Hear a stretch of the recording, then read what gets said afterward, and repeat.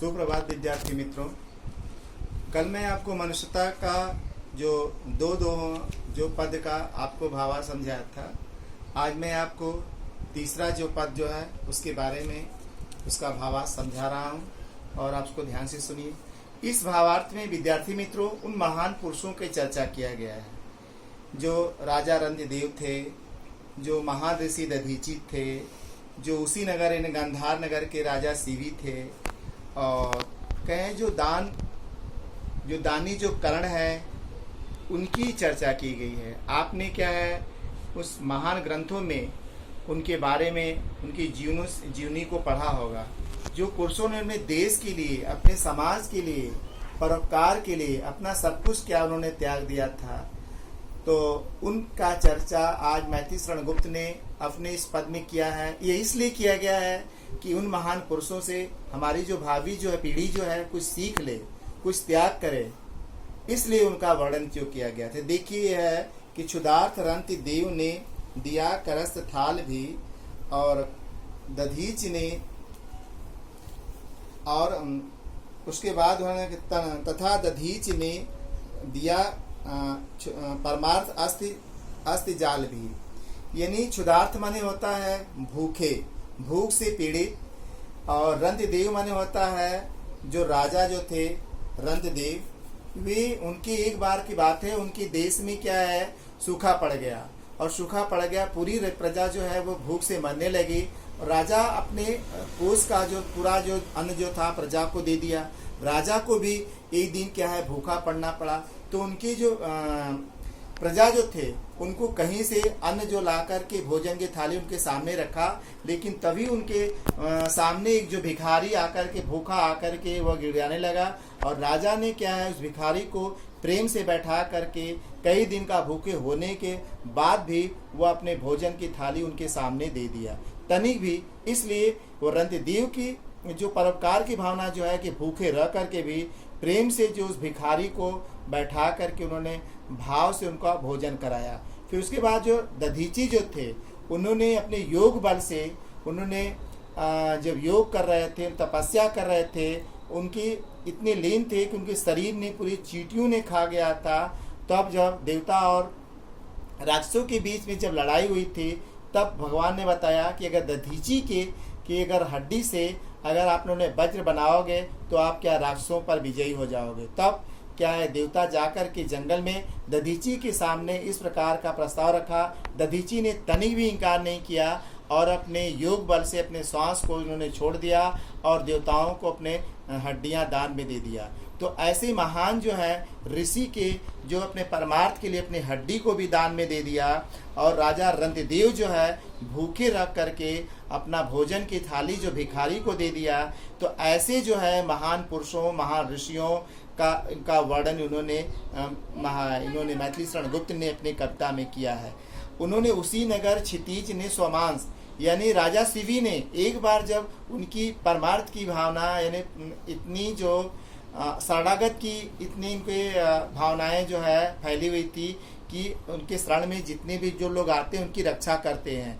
तो वरुण यानी इंद्र और दूसरे देवता ने उनकी परीक्षा लेने के लिए कबूतर का भेष धारण कर लिया, और एक क्या बाज का।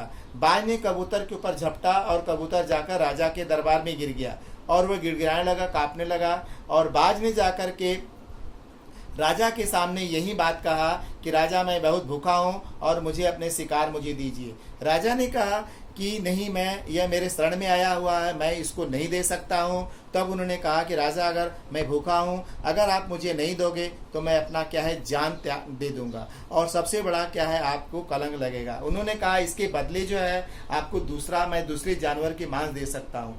तब उन्होंने ये मना किया, कहा कि नहीं, कहें कि हम जो है शिकारी पक्षी हैं, शिकारी पक्षी जो है वह ताज़ा मांस खाते हैं, अगर आपको देना ही है तो आप अपने शरीर का मांस दीजिए।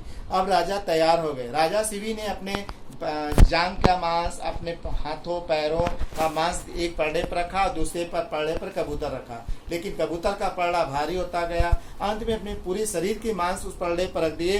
अंत में जब खुद बैठ गए तो दोनों पलड़ा इक्वल हुआ। तब उन्होंने कहा कि आप अपना भोजन कर लीजिए। कहें कि राजा उस समय इस देवता ने जो है तुरंत क्या है, इंद्र ने प्रसन्न हुए और उनको कहा कि आज आपकी परीक्षा जो है में आप सफल हुए। तो ऐसे जो है एक कबूतर के लिए राजा ने अपना मांस उन्होंने दे दिया।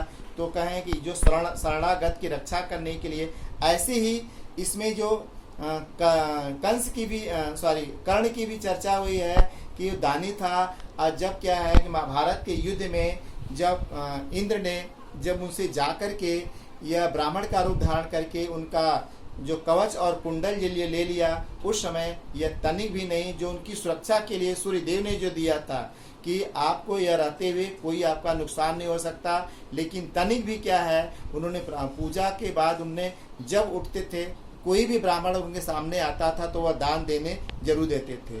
तब उन्होंने ये जो कर्ण की जो चर्चा है, जो उसी नगर के जो राजा शिवी की जो है, दधीची की जो है, रंतिदेव की, इन महान पुरुषों के द्वारा जो मैत्री शरण गुप्त ने आने वाली पीढ़ी को बताया है कि ऐसे भी महान पुरुष जो थे, जो लोगों की भलाई के लिए, देश की भलाई के लिए, समाज की भलाई के लिए अपने शरीर को भी दान दे दिए।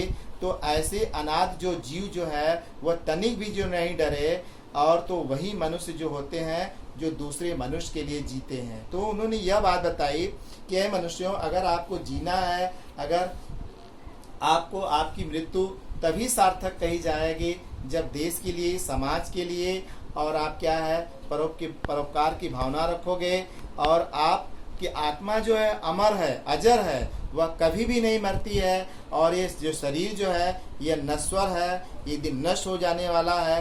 तो इस नश्वर शरीर से आपको क्या भय है, क्योंकि दधीची ऋषि ने भी जन कल्याण के लिए अपनी हड्डियां दान में दे दिया, और राजा रंतिदेव ने भूखे रह कर के अपने भोजन की थाली जो है उस भिक्षु को सौंप दिया। उसी नगर के जो राजा जो हैं, राजा शिवी जो हैं, वह भी कबूतर की प्राण रक्षा के लिए अपने शरीर का मांस दान में दे दिया। वीर कर्ण ने जो है किसी ब्राह्मण के मानने पर जो अपने शरीर का कवच और कुंडल उतार कर दे दिया। तो उन्होंने इस नश्वर शरीर को के लिए अमर जीव क्यों डरे, यानी वह परोपकार की भावना, वह लोगों की भावनाएं उनके अंदर थी। इसलिए उन्होंने कहा है कि मनुष्यों, अगर आपको यह अपना मृत्यु जो है, अगर आपको यह सार्थक करना चाहते हो तो आप ऐसा कर्म करो, और कर्म करके, समाज की सेवा करके, लोगों के अंदर परमार्थ की भावना जगा करके आप, नहीं तो आपका जीना और मरना दोनों क्या है, बेकार जाएगा। ठीक है विद्यार्थी मित्रों, आपको समझ में आ गया। अगर आपको नहीं है तो आप दीक्षा जो है वेब पर आप देखिए, आपको कोई भी दिक्कतें हैं तो आप उस पर सॉल्व कर सकते हैं। धन्यवाद।